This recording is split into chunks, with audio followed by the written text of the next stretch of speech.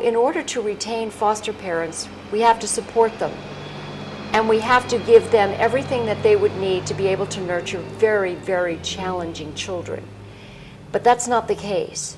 But what I have found is that foster parents say it's not a question of if, but when they'll be given a finding of abuse and neglect. Mm-hmm. Now, these are foster parents who do everything by the book, mm-hmm. do everything that they possibly can to nurture these children, but what they feel is there's a culture of retaliation.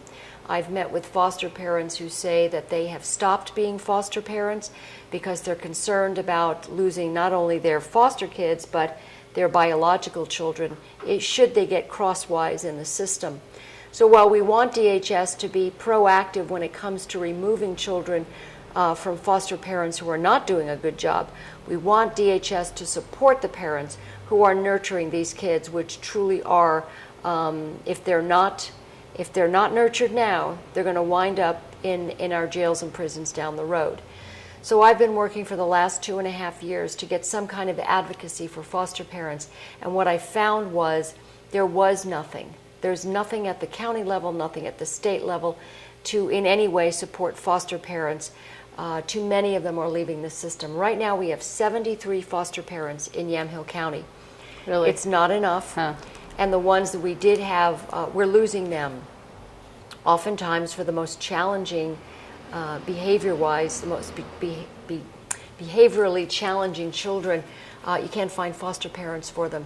So what I want to do, and I've been working on, is put together a parent advocacy resource team that would function as a support, that would sort of be the go-between between foster parents and the state.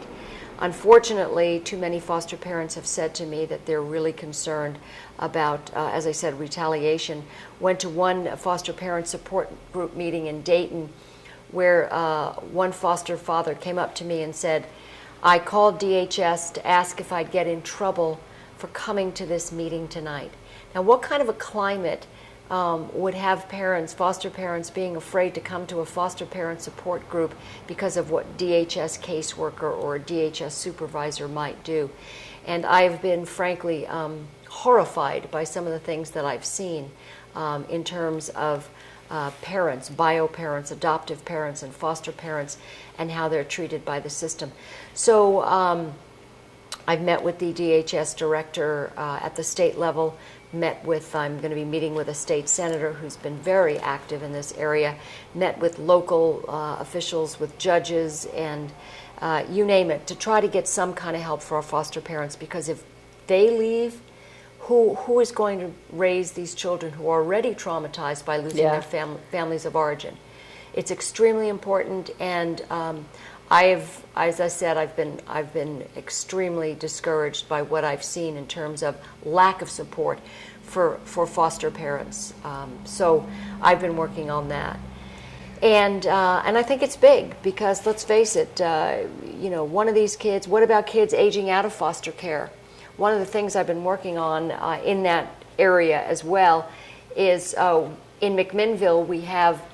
All the merchants on 3rd Street are concerned about the homeless issue, and also the fact that you've got a lot of young people, runaways, kids just at loose ends hanging out on 3rd, and the merchants are not liking it. So I went to the county and found a foreclosed property, which is a small house in McMinnville, that I'm hoping that we can get some support to turn into a drop-in center for youth. It will get the kids off 3rd, give them something to do, and hopefully, fingers crossed, we'll be able to duplicate a program that YCAP has at Youth Outreach in Newburgh and duplicate it in McMinnville. Oh, yeah. So that we can get these kids, get them into some structure, some programs, some transitional housing, teach them about responsibility, job skills, education. And so here you have a drop-in center that actually winds up getting these kids and leading them on a path that they can actually have some self-sufficiency.